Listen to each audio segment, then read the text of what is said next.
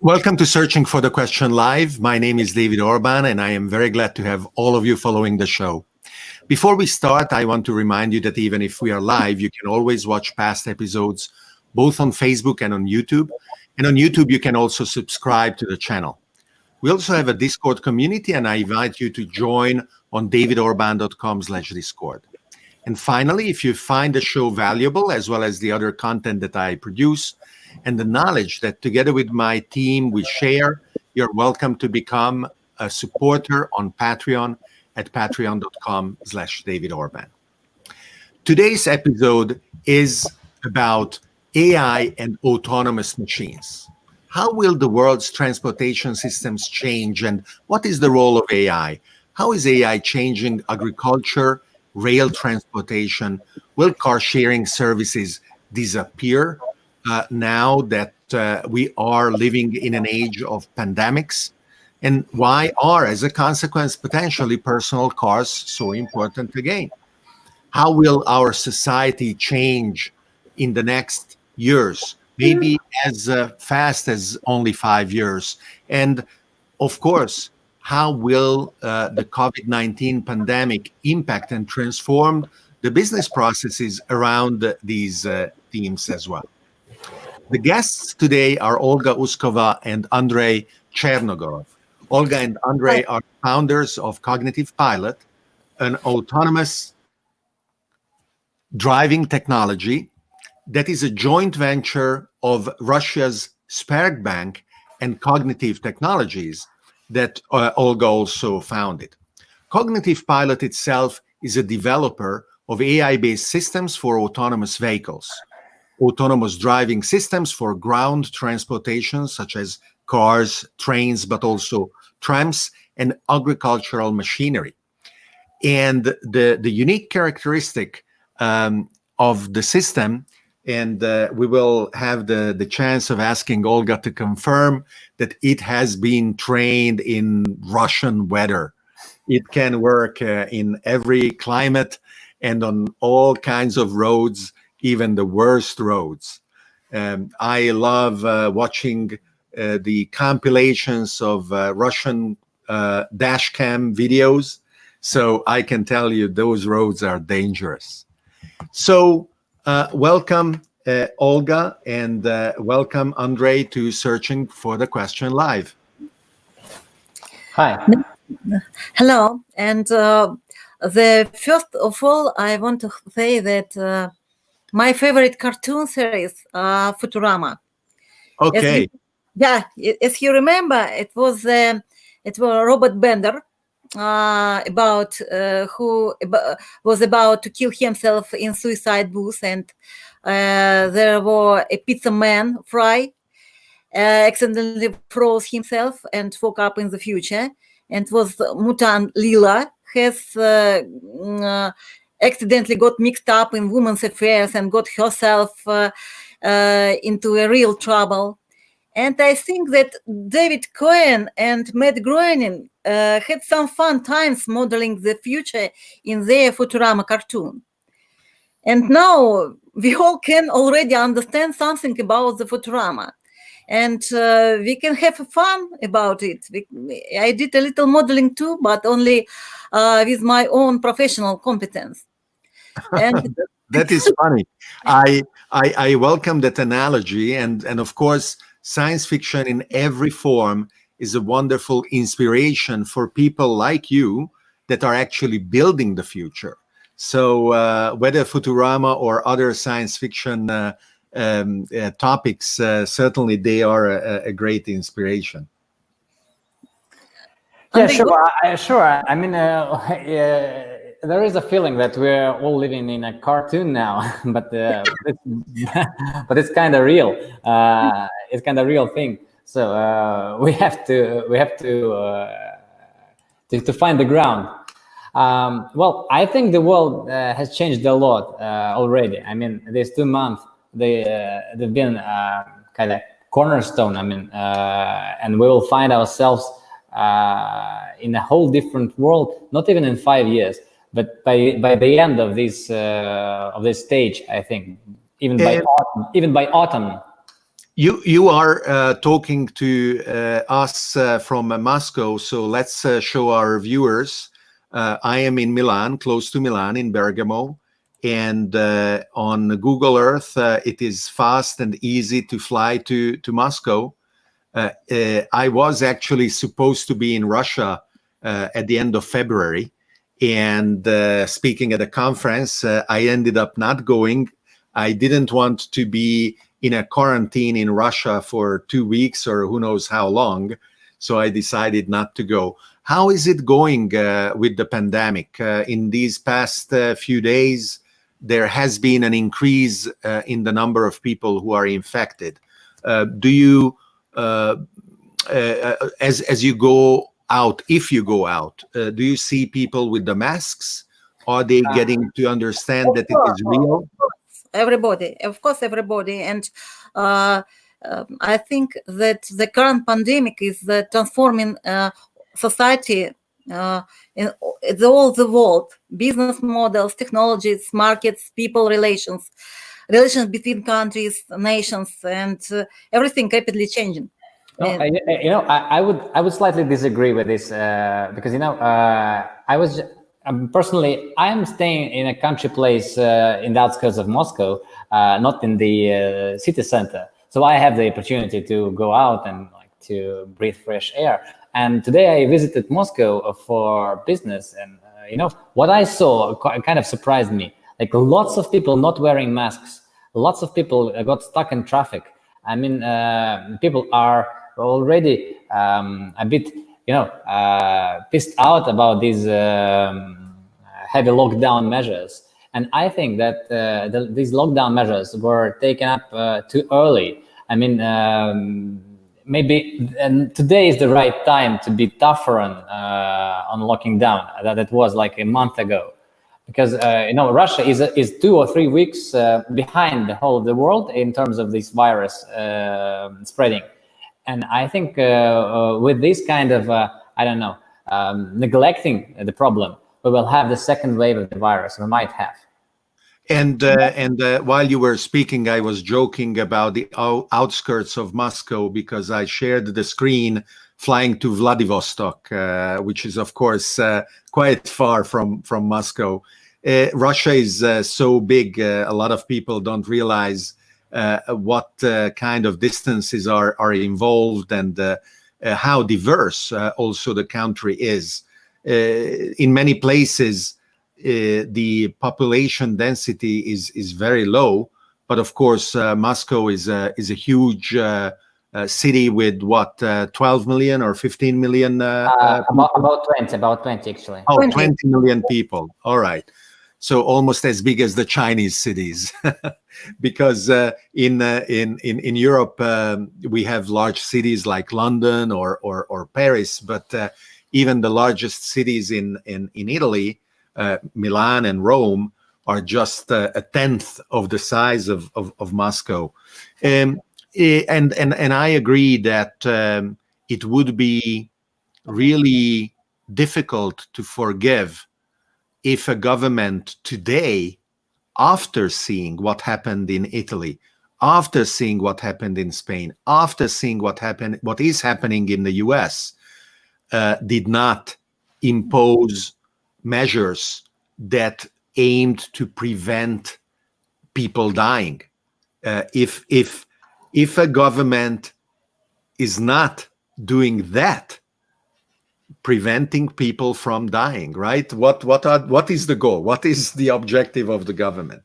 So good luck, and let's hope that people take it seriously, because it is absolutely serious. Absolutely. Good luck to everybody who here now with us, and good health for everybody, because it's really upset, but every day we have the news about the death of some of our partner. It's a really crazy situation. And important members of society. Yes, it's absolutely. They're feeling like a war, a big war. Yes, and it is interesting from a social point of view, because a lot of tensions of income inequality, wealth inequality, a feeling of disenfranchisement that were brewing for a long time, maybe even decades, have now come to the surface as a consequence of the pandemic, which also could mean that for the first time, we may have an opportunity of rethinking how society should work without a bloody revolution or a bloody war to clean the slate. And today we have a non-human alien enemy to unite us against, back to science fiction. So let's go to the main topic of our conversation, as it is also kindly requested by Natalie, who is saying, let's talk about AI. And let's start talking about cognitive technologies, which Olga, you started many years ago, before autonomous cars were practically possible, or autonomous transportation was practically possible. And I think that is itself an interesting story. A woman entrepreneur in the Russia of 90s. First of all, you survived. Congratulations. And you became very, very successful. So tell us a little bit about that. First of all, the people in Russia named me, some people of Russia named me the grandma of AI. Okay. This is maybe a bit too young to be called that, but all right. And serious, all our family is about AI. This story starts very long time ago, and our Andrey's grandfather, he was the first guy. He was one of the member of the team which win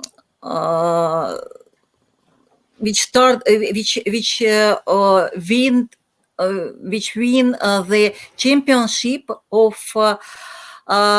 AI chess in 1972. Wow. 1972. It's very difficult to think about it now. And the question about AI in our family, it's with milk of my mama. Every time, everything was about AI. Our game was with AI. And when we start the business in after Soviet Russia, we start with optical corrective recognition system. Okay. Yes, it was the very, very early stage of AI. And I remember out of Eastern Europe and Russia, but I believe it was a Ukrainian company. I remember ABBY, ABBY. Yes. They were a competitor of yours, or you were working together with them? How was it? Yeah, we started simultaneously, and then we switched to driving, and they switched some other things.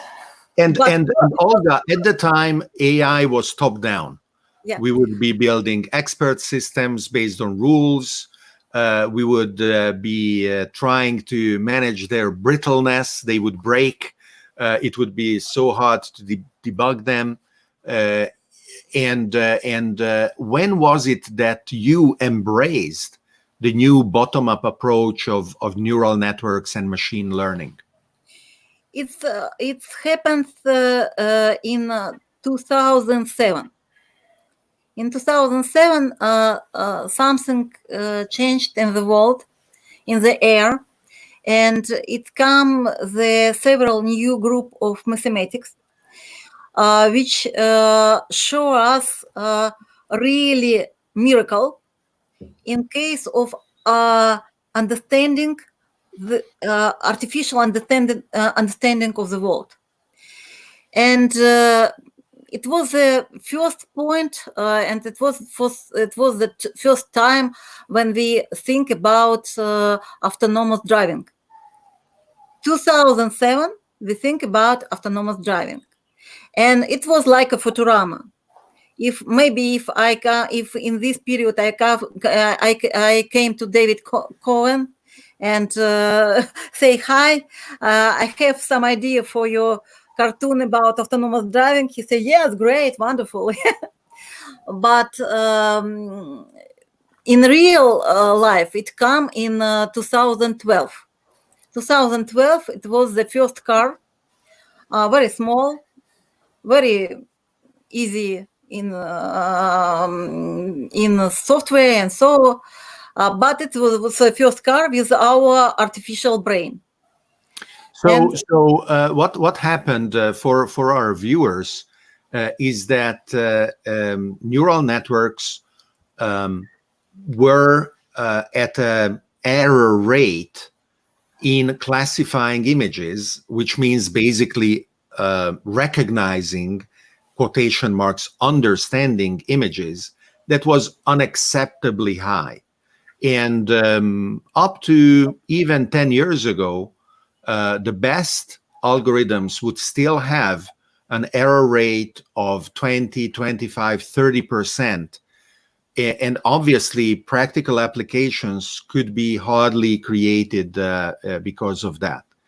And mathematical improvements in the algorithms created around 2012 a breakthrough that could be documented in the ImageNet competition, where these algorithms had to recognize and correctly classify potentially millions of images. And now we have superhuman ability by the machines, meaning that you and I are worse in recognizing images than not these artificial intelligence algorithms. So that was probably part of the inspiration and part of the reason why practical applications started to be possible around the year 2012, as well as, of course, hardware became more powerful enough to do this in real time. Olga, is that right? Yes, absolutely. And the right word is understanding. It's not recognition, it's understanding. It's very similar to our biological system. And when we build artificial brain, we think about the human brain. We work very close with special guys from medicine, from another fields, and we understand and we try to understand the way of working of our neuron system, or our own neuron system. And for us now, the artificial brain, it's like a child which grow up every year and start be smarter and smarter. Andy, maybe you describe your project. Yeah, well, the thing is, in what Olga tries to cover, in 2007, we built the first car based on purely traditional algorithms, and we only started looking at some other experimental things like neural networks. And that was a good result, that we had this car playing football in the corridor of our office by itself, completely autonomous, not even touching the neural networks. And in 2012, our dreams come true with the release of powerful structures of neural networks that made it possible for the industrial approach. So our first project, it was like soon after this first demo car, we got the first grant money for building the prototype of a big truck for Russian government. Well, this huge big truck, it's very popular in the world because it's the winner of the Dakar rally. It's called Kamaz.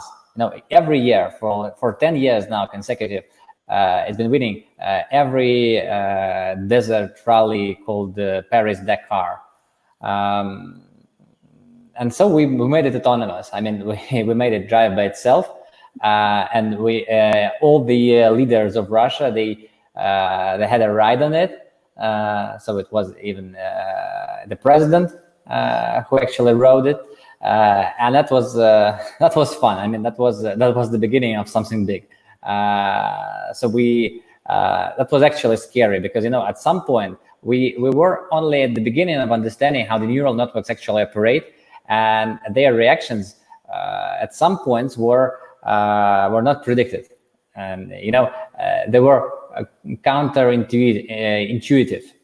So you make a very good point there, and of course, Olga's ambitious use of the word understanding is loaded with anthropomorphic meaning, the way we think about understanding, right? And then projecting this into the system, applying that term to the system, we are surprised that we are unable to gain meaning from its behavior. Understanding AI systems is hard in today's world exactly because they build their world independent from us. Yeah, we are not teaching them about the world. They are learning about the world by themselves. It's the first time when we have to face a black box, when we cannot predict the outcome from the income. And that is why it may be interesting to know for our viewers, the European Union started a project of so-called explainable. Sorry, I'm writing while I'm talking. Explainable AI, and the budget for this project is €1 billion. So it is a quite nicely funded project, and the objective is to create systems, and of course I'm not saying that it is trivial, but it is evident that you need to build an AI whose input is a neural network and whose output is natural language. And that is how you train it. And then you create feedback in order to do reinforcement training and generate an explanation for the behavior of neural networks. And please give me the $1 billion, EU. Thank you. Or €1 billion. I have a great idea. idea. The main point, the main revolutionary point of neural network is that we forget about logical way of programming, and we think about neuron way of programming. It's a different. It's a more. It's like emotional intellect. It's very close to the structure of emotional intellect. You don't need to build the long chain A plus B plus C plus D, and then you have F. Yeah, you from A you come to F directly, without a long chain of logical way. And in case of, for example, this $1 billion, they try to explain. It's impossible. It's impossible to explain. Well, never say never, right? A lot of people would have said that your project is impossible, and now you are doing it. So let's see.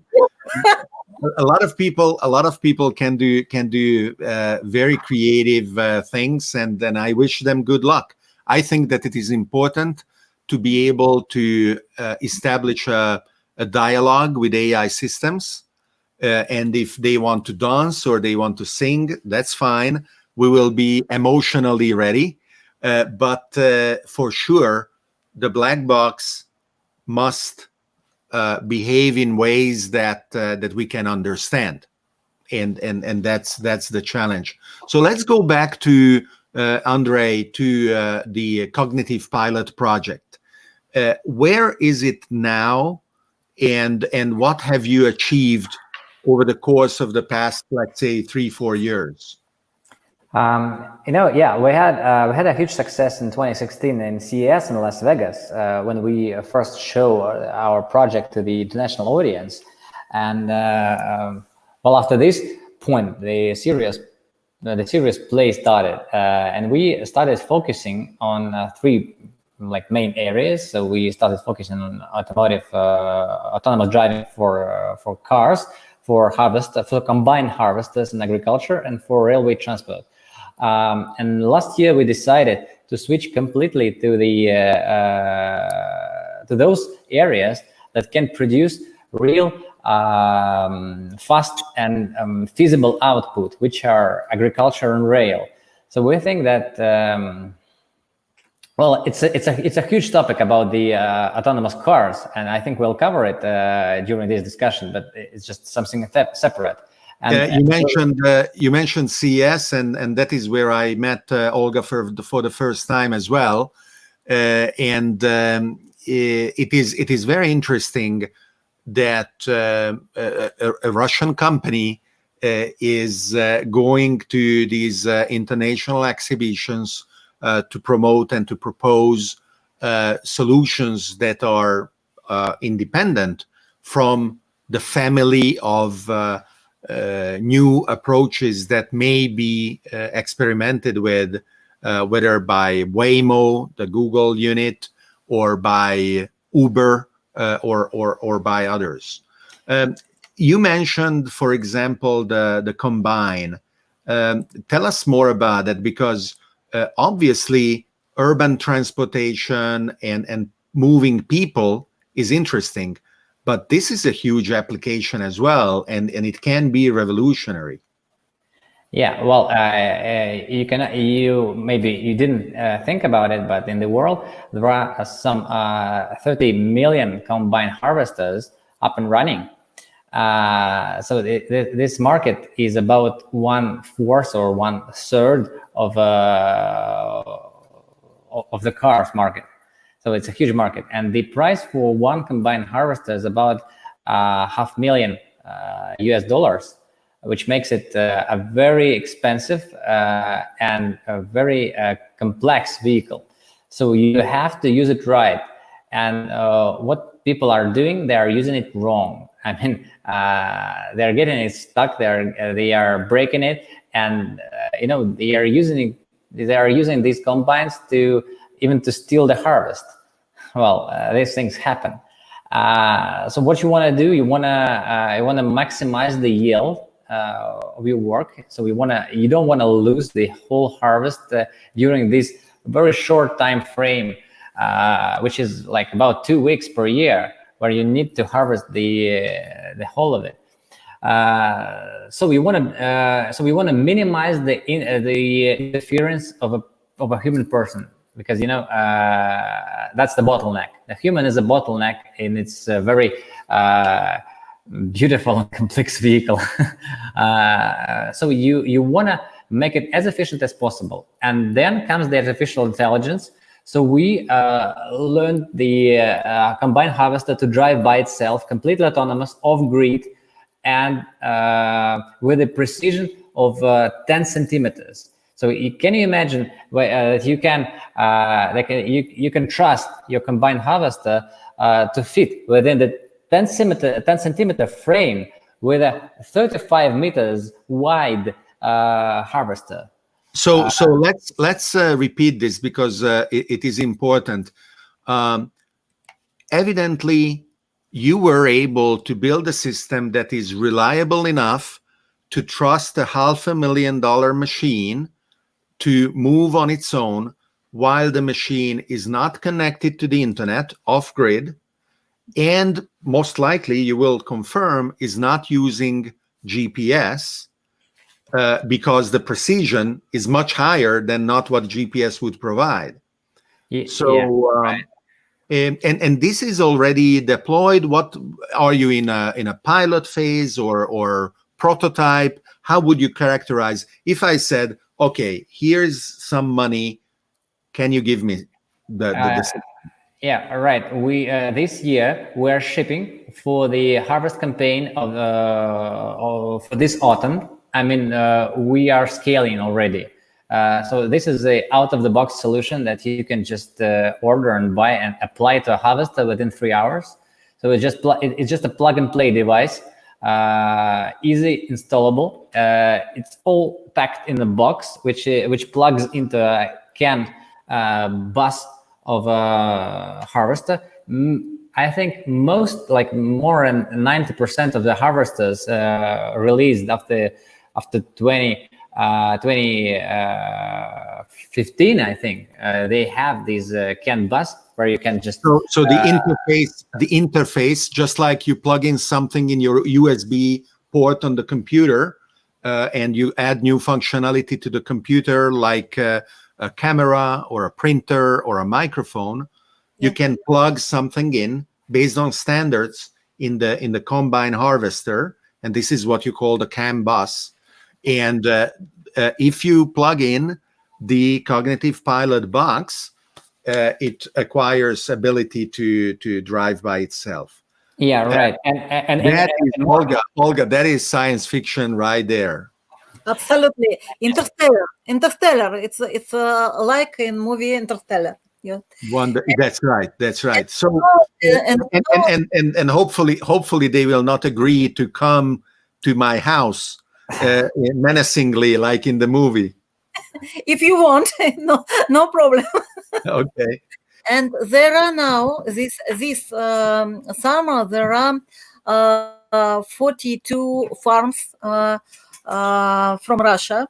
It's our client. 42 big and medium size farms, and we start the deal with the USA. With one of the biggest harvest production factory, and we start in China. And we have rather than selling these to the farmers, you are selling them to the producers of the harvesters. Both streams are active. So we do supply to the farmers directly if they are big enough, and we do want to put it on a factory line. So if you showed me a cow, I would have a hard time telling you what is the front and what is the back of the cow. That is how ignorant I am about farming.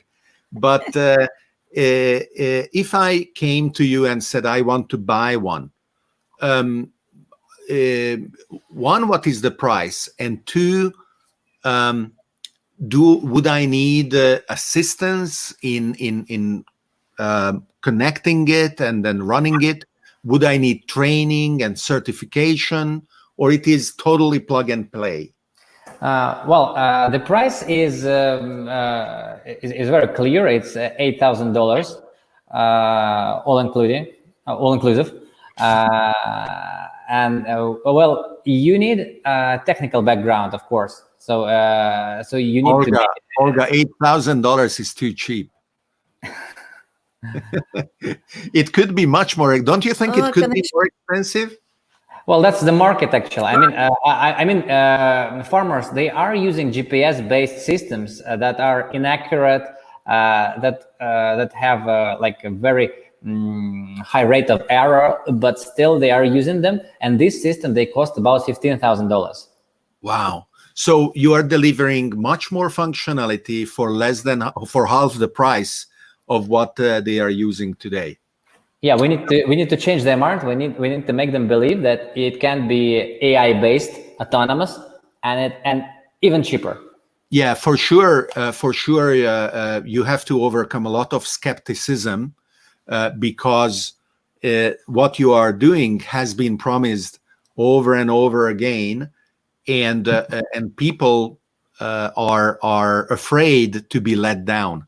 I worked for many years with speech recognition systems, and they were always oversold and under-delivering. Especially IBM was so guilty of giving a lot of marketing dollars for their voice recognition system that would be almost unusable. It wouldn't be worth it to use it unless in very, very special circumstances.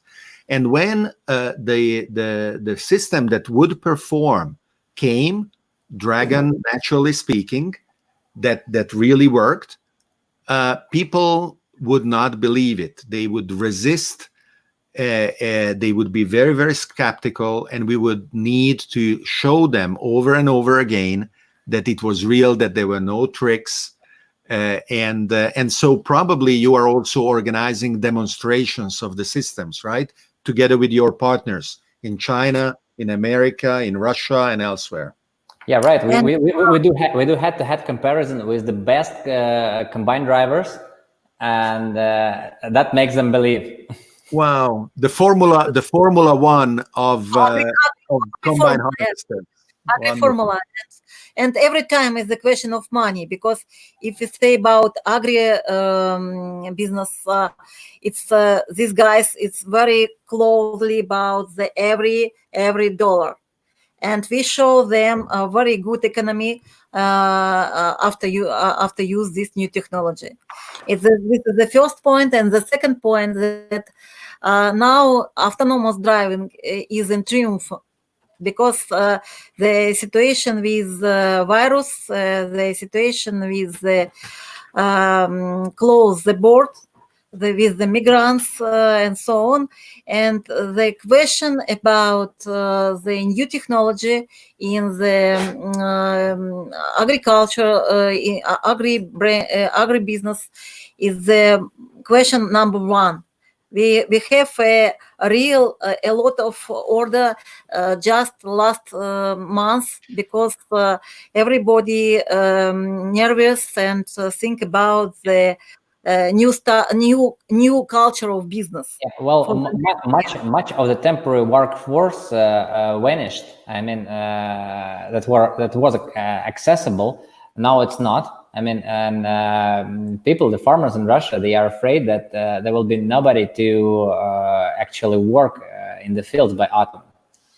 Well, certainly, together with a few strategic industries, the agricultural sector deserves every effort we can invest to protect it, because we literally, our lives literally depend on it. Together with health, food, water, there are quite a few fundamental things like that. Esther is thanking us for a great subject. So Olga and Andrey, thank you for being with us, because our viewers appreciate it. Haji is asking about links. So everything I show is collected, and I will update the description of what you are seeing, Haji, on Facebook or YouTube. You are on Facebook, and so you will find the links right there on the same video that you are watching now. Ilya is asking if you can find the demonstration, if he can find the demonstration of this in real life. Yeah, there are lots of places where somebody can go, and if they are skeptical, they put the harvester in a Faraday cage. And nobody's driving it remotely. Yeah, well, actually, there's very low connectivity in the fields, so it's no need to put any Faraday cage. There's just no reception of the cellular signal. It's very easy. You lose the reception even like 100 kilometers from Moscow. Already you have hard times speaking on the phone. So is there a demo calendar, for example, where people can say, okay, I'm free that day is being demonstrated, I want to go there, I want to see by myself? Actually, it's called field days. It's very popular in the agricultural industry. And one of the field days, it was planned in Tula region for June, but we're not sure that the lockdown will be canceled by that time. But if not, if yes, so it will be available. If not, I think they will be available in a number of farms during the harvest campaign. So starting from July, because the earliest in Russia, the harvest is in July. So starting from July, we are available for live demonstrations in those farms that are our clients. So as Olga said, more than 200 units will be shipped this year. So Olga, when we met in Las Vegas, one of the things that we were discussing is your desire to raise funding in order to accelerate your development and the deployment of your solutions. And you were unsure about how to deal with US-based venture capital investors and whether that was the right way to go. So it turns out you didn't need to worry because you closed an investment from Russia's largest bank, Sberbank. So tell us about that a little bit, because I think it's quite important and very nice. Of course, it's nice. Money is nice. I like money. that is another citation from a movie. And it's interesting. Just about Futurama. What is lucky? Lucky is when you sign the contract in December, and in January starts the pandemic. You are lucky. That's right, rather than the other way around, right? Absolutely, yes. Right. And of course, it's the question: best company come to the best bank. It's my vision. It's because Sber is not bank as usual. Sber Sber has very interesting concept. The concept name ecosystem. It means that finance is just one side of their product. They see not just money, they see a client, and they try to organize I'm sorry, it's my cat. I am sorry, it's my cat. She participates. I'm sorry. No problem. It is wonderful. I have my dog as well. Sometimes she participates by barking. So I ask me. I show you this good guy, and Sber. It's wonderful. Has very interesting concept. The concept is that the main point is the client. It's and everything around this client, and they try to organize all kind of structure around client with new technology. First of all, with AI, and they of course wanted. They decide to have cognitive, like maybe hero of critical AI system. When I say critical AI system, it means that it's very serious. And when we build, for example, autonomous car or autonomous driving harvester, we must think about the life and death and so on. And it's very important and very hard to programming this system. So I understand that Sberbank is also part of your sales force.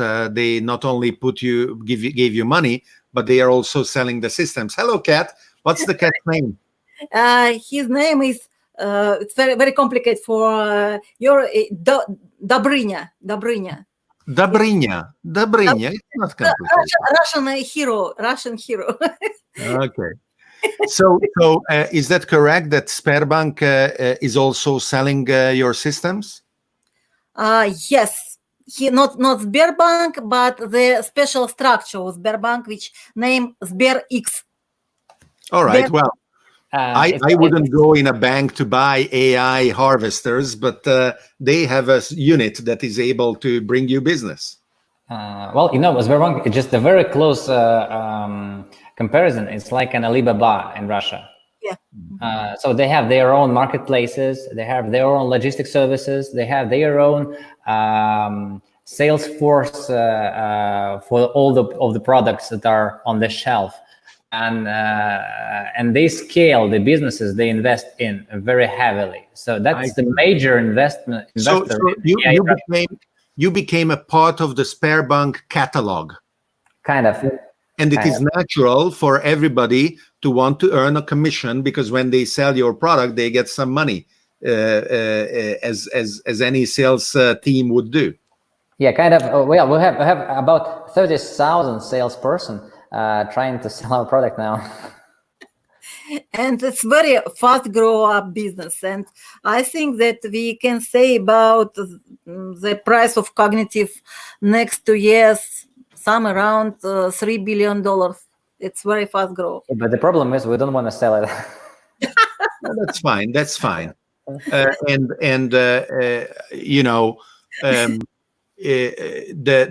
challenge of healthy growth is wonderful, because it is much better than pathological growth. A lot of yeah. One moment.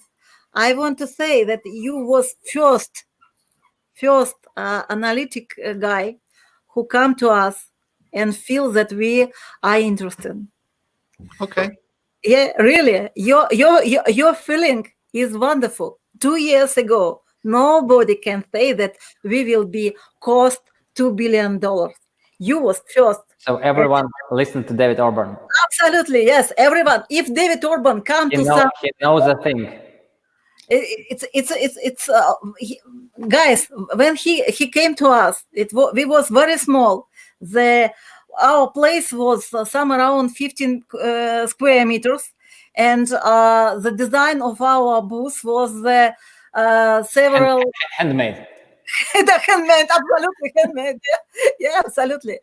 And I think that he was first, and he was a very like a talisman, lucky guy. Yes.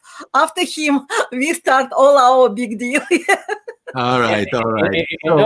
Just after that time in Las Vegas, we had our contract with Hyundai, the giant Korean automotive company. So fine. It is. I deserve all the praise. Wonderful. Thank you. I will take it. But let's get back to your products, because the Agro Pilot is just one, but you also have interesting solutions. For example, for urban transportation, for the trams, and those matter a lot as well. Even though now the problem of trams under the pandemic conditions is that they can transport 20% of the capacity that was possible before.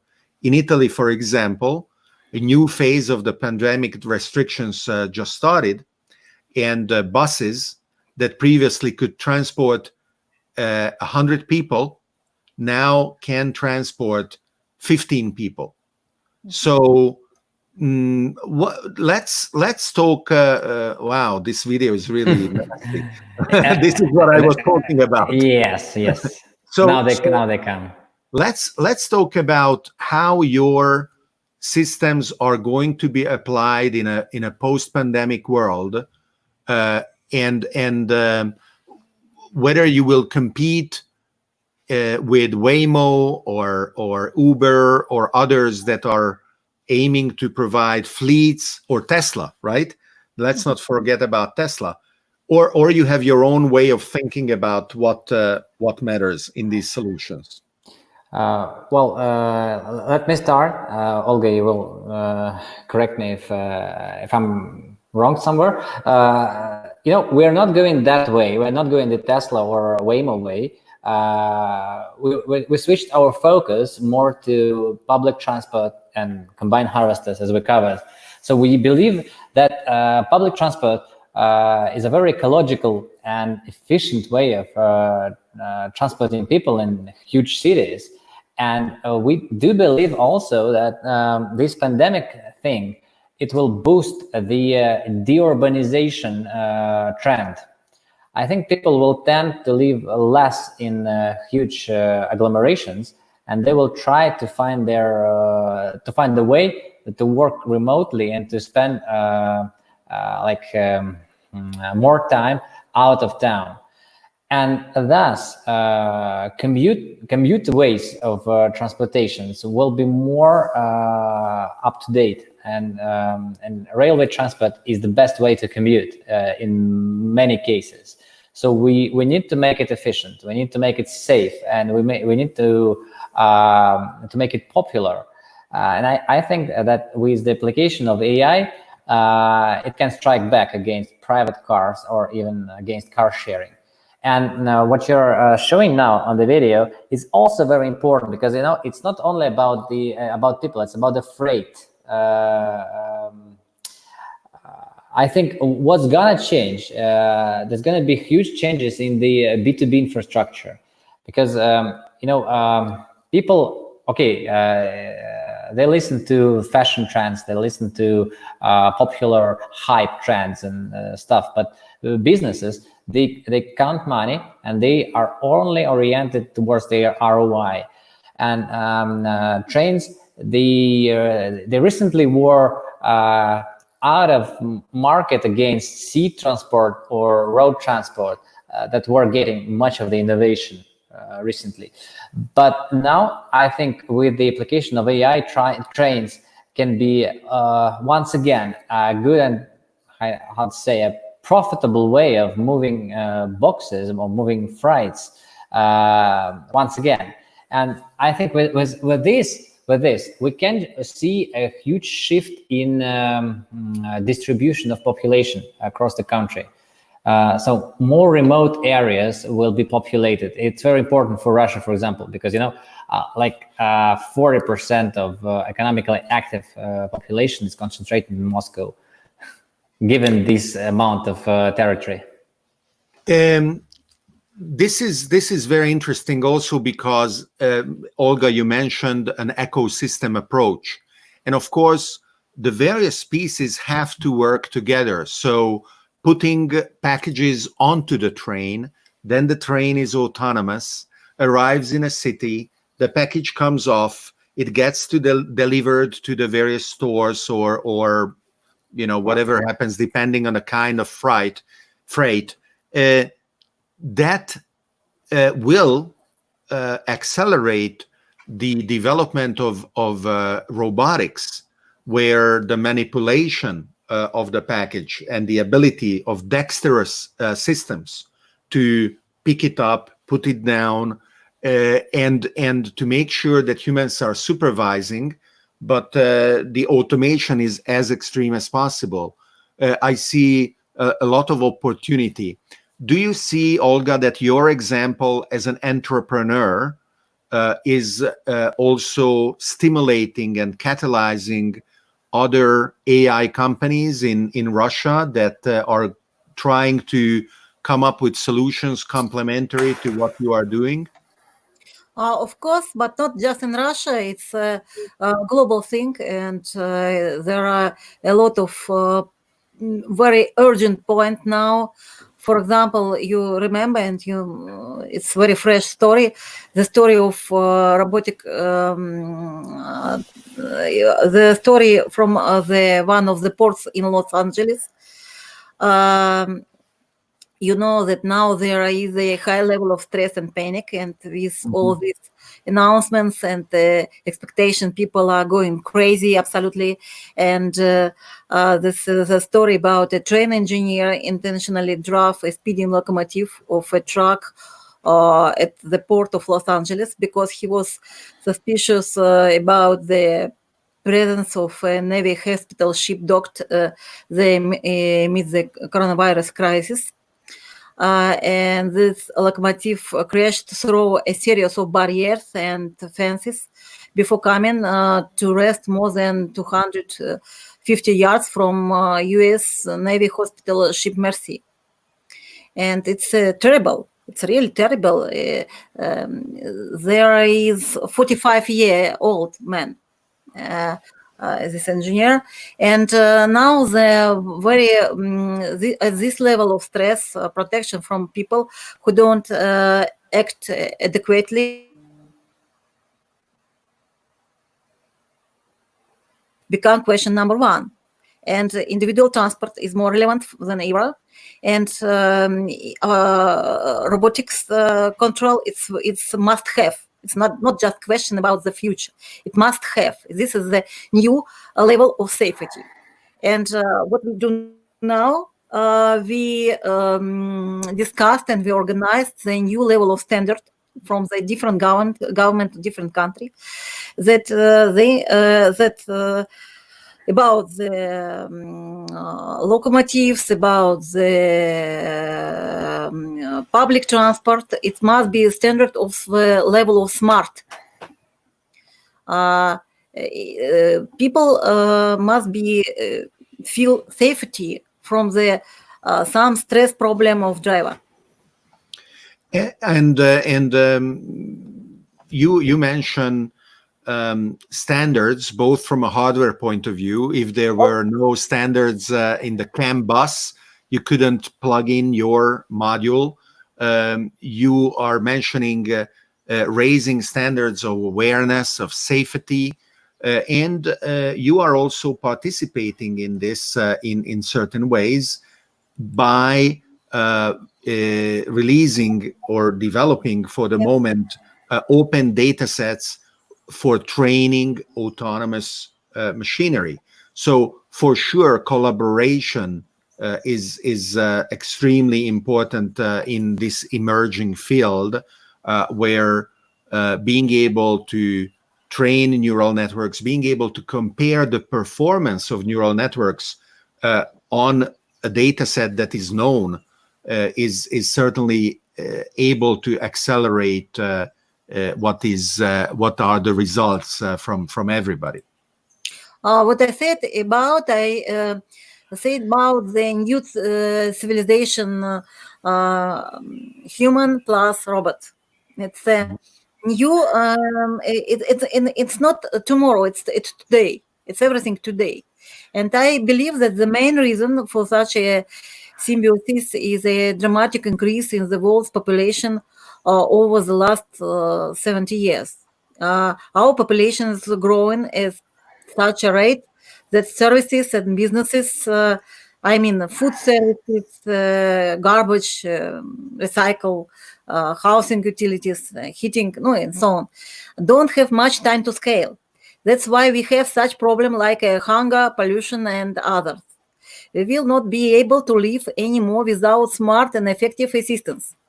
We really need these robots because we couldn't feel safe in this planet. It is interesting and almost paradoxical. The fact that there are a lot of people, as you say, made it so that our infrastructure didn't grow in proportion with what was needed, especially in developing countries when we are seeing the rivers full of garbage, and we are scratching our heads and we are saying, are they stupid? No, they are not stupid. But we had 100 years to build the infrastructure, and they only had 10 or 20. But with automation and relying heavily on artificial intelligence and robotics, which is also a strongly democratizing force. As I mentioned, your system is very inexpensive, and it gives you such a huge value. That kind of democratizing force is going to be rapidly available in developing countries as well. And they don't have to fear automation. They don't have to fear machines. And I think that in this case, humanity is going through the standard 5 stages of accepting the inevitable.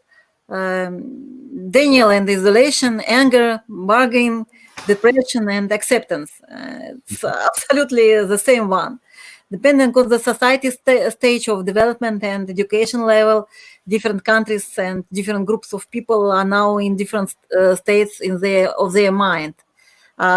Somebody afraid, somebody wants, and somebody try to do something. And I think we need some around 30 years to come to the stable situation.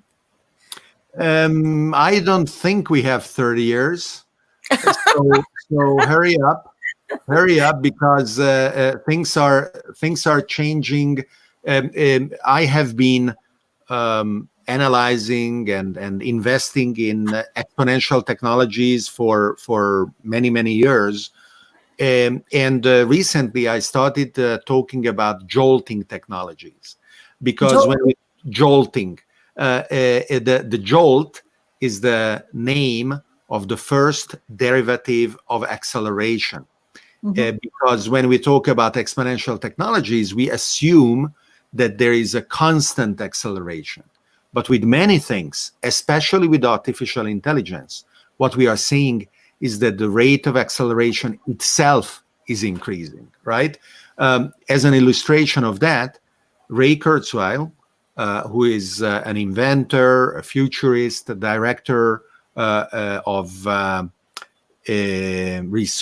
director of technology at Google, and also one of the founders of Singularity University, originally said that human-level AI would be available in 2035. And recently, he revised that prediction, and now he says that human-level AI is going to be available in 2028.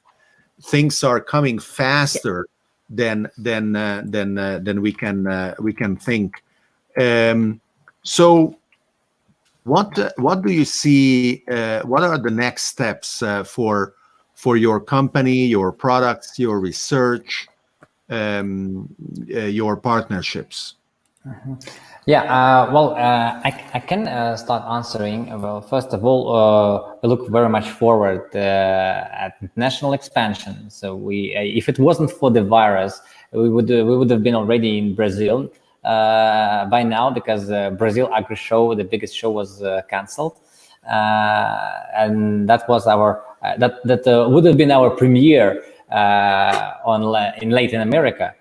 And now we're getting back to work with China. We have a huge project with Shanghai.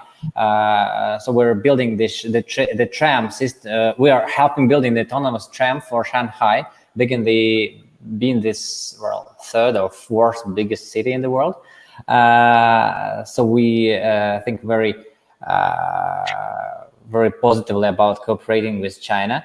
And we've been in talks last week with the biggest manufacturer for smart trains in the US as well. So I think next year we will be very international. We will scale, not only in Russia, but in major countries as well. That will be next year. And I think we will be investing more and more into this how to say, hybrid world where there's no border between human and machine. Well, so we will find new ways to erase this border. And of course, it will be mostly in transport area, but that's something to start with. Artcoholic89 is asking if the combine detects animals and birds. Yeah, well, birds are not much of a problem. They fly away, right? Yeah, they fly away. But we have a very good video from our combine that actually stopped before the bird's nest that was in the grass. So there was a nest with a very small, well, what you call them? Well, birds' children. Okay. Little, I call them little birds. Little bird, right? The combine harvester stopped just before it, and it was on the camera. That was it's so cute. I mean, of course. I want to show you, Olga, this article from the Times of India that has a very interesting analysis, because you talk about human-machine hybrid society, right?